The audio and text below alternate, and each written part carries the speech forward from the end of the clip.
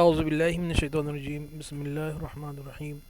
اللہم صلی علی سیدنا نبینا مولانا محمد وعلی آل سیدنا مولانا محمد وبارک وسلم۔ ناظرین کرام، السلام علیکم ورحمۃ اللہ وبرکاتہ۔ آج 28 فروری 2024، آج فلسطین کے تعلق سے کچھ کہنے کے لیے میں حاضر ہوا ہوں، اور جو میرا مقدمہ ہے، جو میرے جذبات ہیں، اس کا اظہار میں اپنے پچھلے ویڈیوز میں کر چکا ہوں۔ ابھی 2 روز پہلے ایک ویڈیو میں نے دیکھا، آپ لوگ بھی دیکھے ہوں گے، کہ امریکہ کی ایک فوجی نے، ایئر فورس کا ایک فوجی نے احتجاجاً جو جینوسائیڈ، جو یعنی کہ قتل عام ہو رہا ہے فلسطین میں، اس کے احتجاج میں وہ اپنے آپ کو آگ لگا کر وہ جو ہے اس کی وفات ہو گئی، وہ اس دنیا سے چلا گیا۔ لیکن جاتے جاتے ہم پر، مسلمانوں پر، اور ہمارے 57-58 کتنے ہیں معلوم نہیں، مسلم ممالک پر ایک تماچا رسید کرتا ہوا چلا گیا کہ وہ تو احتجاج کرتا ہوا وہ یہ نہیں دیکھ سکا کہ چھوٹے بچے، 10,000 سے زیادہ چھوٹے بچے جو ہے شہید ہو گئے،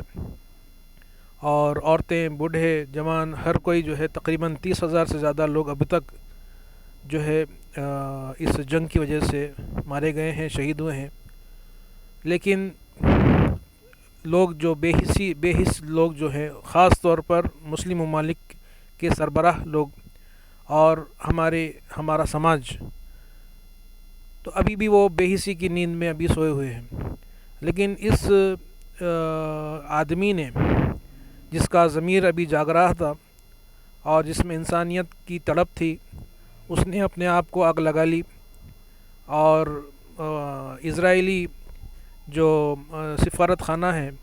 اس کے سامنے جا کر امریکہ میں وہ اپنے آپ کو آگ لگا کر جو ہے وہ مر گیا، اور ایک میسیج چھوڑ کر گیا۔ خودکشی کرنا ہمارے پاس حرام ہے، لیکن یاد رکھیے، یہ جو خاموش لوگ ہیں، یعنی کہ مجرمانہ جو خاموش لوگ ہیں، اس سے تو بہتر وہی آدمی تھا جس نے احتجاج کیا اور جینوسائیڈ کو دیکھ نہیں سکا اور اپنے آپ کو ہلاک کر دیا۔ وہ آدمی تو آگ لگا کر مر گیا، لیکن ہمارے 57 مسلم ممالک کو چلو بھر پانی میں ڈوب کر مر جانا چاہیے، اور ویسے لوگ، ویسا سماج جو اپنے کاموں میں مگن ہے، اپنے معاملات میں ایسا مگن ہے کہ فلسطین کے تعلق سے دعا کرنے کا بھی اس کو جو ہے ٹائم نہیں مل رہا ہے، ایسے لوگوں کو بھی جو ہے اس دنیا میں ان کی بھی کوئی جو ہے ویلیو نہیں ہے۔ یہ میرے جذبات ہیں، اور خاص طور پر ہم کچھ کر سکتے ہیں۔ ابھی بھی ہم جاگے ہیں یا نہیں جاگے ہیں معلوم نہیں ہے، لیکن ہم کچھ کر سکتے ہیں تو یہ کر سکتے ہیں کہ ہم فلسطین کے لیے دعا کر سکتے ہیں۔ ہم کچھ کر سکتے ہیں تو یہ کر سکتے ہیں کہ اسرائیلی پروڈکٹس کا بائیکاٹ کر سکتے ہیں۔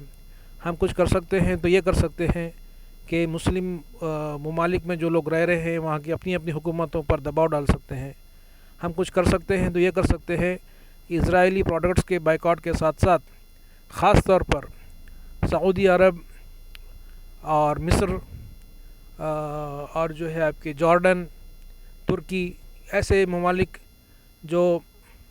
بے حسی کی نیند سو رہے ہیں، ان کا بھی بائیکاٹ کریں، ان کے بھی پروڈکٹس کا بائیکاٹ کریں، اور خاص طور پر سعودی عرب کا بائیکاٹ اس طریقے سے کریں کہ اس سال کوئی بھی عمرے کو نہ جائے اور کوئی بھی حج پر نہ جائے، کیونکہ ہمارے عمروں سے، ہمارے حج کے سفر سے یہ لوگ پیسہ کماتے ہیں، اور جو ہے آج کل تو آپ دیکھے ہوں گے کہ مدینہ شریف تک غیر مسلموں کو انہوں نے رسائی دے دی ہے، اور ٹورزم کے نام پر مقدس مقامات پر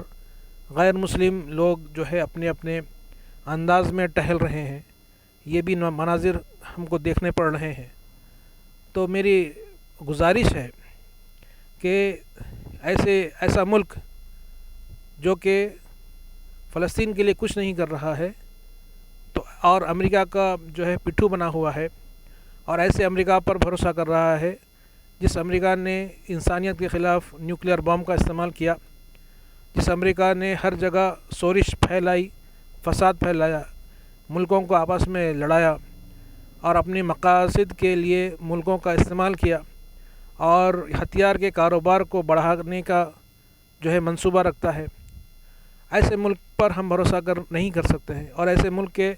جو چمچے ہیں ان چمچوں پر بھی ہم بھروسہ نہیں کر سکتے ہیں، جس میں سب سے بڑا چمچہ سعودی عرب ہے۔ تو ہم یہ طے کر لیں، میری ریکویسٹ ہے، گزارش ہے کہ ہم اس ملک کو کم سے کم 1 سال کے لیے حج کے لیے اور عمرے کے لیے ہم نہ جائیں، اور تاکہ ہمارا احتجاج درج ہو۔ اللہ تعالیٰ سے دعا ہے آخر میں کہ اللہ تعالیٰ ہماری دعاؤں کو قبول کرے، فلسطین کے بے قصور شہریوں کو